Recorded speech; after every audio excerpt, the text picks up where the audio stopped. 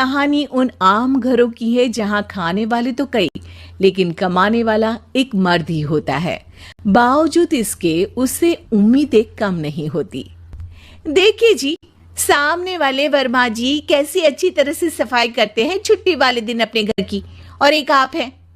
अरे यार, उनके पास कार है, ऑफिस पास में है और हफ्ते में 2 दिन की छुट्टी होती है, तो फर्क तो पड़ता है ना। मेरी तो शादी ही गलत हो गई। अरे कोई मस्त लड़का मिलता, कमाता भी, घुमाता भी, घर के कामों में भी मदद करता, लेकिन नहीं जी, हमारे वाले को तो कमाने से फुर्सत ही नहीं, और कमाई भी ऐसी कि कोई जरूरत पूरी ही नहीं हो रही है। सुनील बेचारा शीना को देखकर सोचता है कि शीना सही कह रही है। देखने में सुंदर है, घर का सारा काम कर लेती है, उसे तो कोई भी अच्छा लड़का मिल सकता था। क्या सोच रहे हैं? भागने का इरादा तो नहीं है? अरे नहीं मेरी प्यारी बीवी, मैं तो नहीं, पर डर है कि तुम नहीं कहीं भाग जाओ मुझे छोड़कर। शीला सुनील के मुंह से प्यार भरी बात सुनकर मुस्कुराती है। आप भी ना।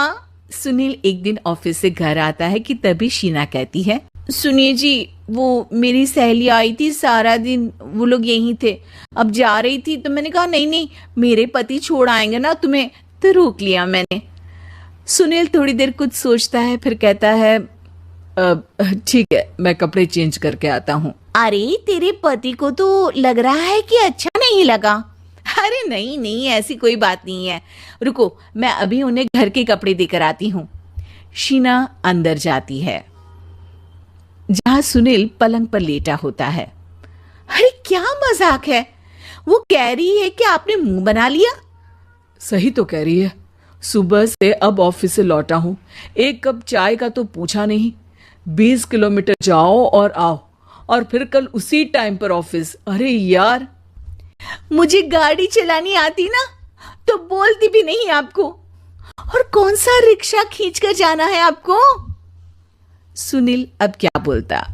रात देर से आता है और सो जाता है। अगले दिन शरीर दर्द हो रहा है। अरे तो मत जाओ ना ऑफिस, चलते हैं ना मार्केट घूमने, फिर पिक्चर देखेंगे और रात में खाना खाकर घर वापस। सुनील जब सारे दिन की थकान वाला शेड्यूल सुनता है तो वो सीधे सीधे ऑफिस के लिए तैयार हो जाता है। अब आए दिन शीना की डिमांड बढ़ती ही चली जाती है और सुनील उसको पूरा भी करता। लेकिन एक दिन, ए जी मेरा भाई आ रहा है, उसे 2 लाख रुपए की जरूरत है। हाँ तो मैं क्या करूं शीना, मेरे पास इतने रुपए नहीं है। हाँ हाँ पता है नहीं है, लेकिन किसी से लेकर तो दे सकते हो ना।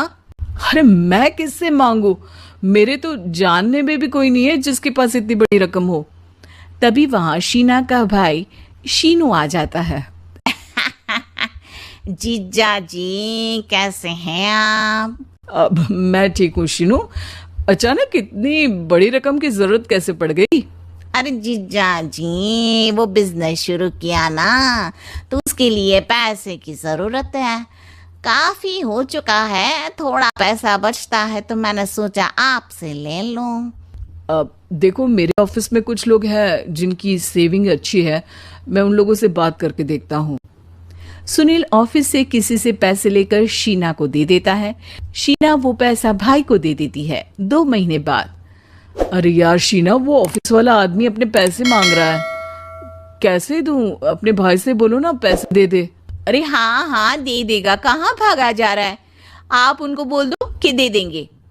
थोड़े दिन बाद, शीना वो आदमी मुझसे आज भी पैसे मांग रहा था यार, मैं तंग आ गया हूँ, ऑफिस जाते ही सामने उसका चेहरा दिखता है, क्या बोलूं, बार बार पैसे मांगता है। अच्छा मैं शीनू को फोन लगाती हूँ, बात करके देखती हूँ। शीना भाई को फोन करती है लेकिन वो फोन उठाता ही नहीं। लगता है भाई कहीं ऐसी जगह है जहाँ नेटवर्क की समस्या होगी। सुनील अगले दिन दोपहर को ही घर आ जाता है। उसका चेहरा उतरा और परेशान सा होता है। वो रोने लगता है। अरे क्या हुआ जी, आप इतना परेशान क्यों हैं? सब ठीक तो है ना? अरे नहीं शीना, कुछ ठीक नहीं है, मैं ठीक नहीं हूँ। तुम्हारे भाई के लिए मैंने जो पैसे लिए थे, उस आदमी ने आज भरे ऑफिस में सबके सामने मेरी बेइज्जती कर दी। सबके सामने आज मैं कर्जदार बनकर खड़ा था।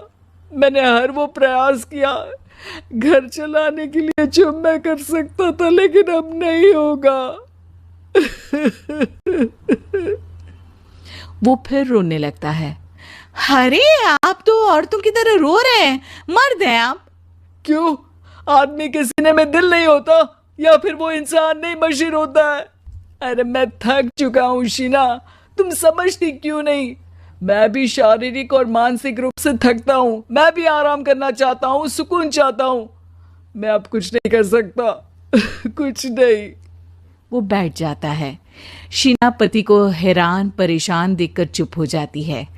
अगले दिन, सुनिए, ये लीजिए 2 लाख रुपए, उस आदमी को दे दीजिए और बोल दीजिए कि आज के बाद किसी को पैसे के लिए बेइज्जत ना करे। सुनील पैसे देखकर राहत की सांस लेता है। अरे शीना, तुमने तो मेरा बहुत बड़ा काम कर दिया। अब मैं शान से ऑफिस जा सकता हूँ। लेकिन ये पैसे आए कहाँ से? ये पैसे मैंने अपने गहनों को गिरवी रखकर लिया है। तुम ठीक रहो, निश्चिंत रहो, मैं बस यही चाहती हूँ। मुझे माफ करना, पर अब मैं समझ चुकी हूँ कि मर्द को भी दर्द होता है।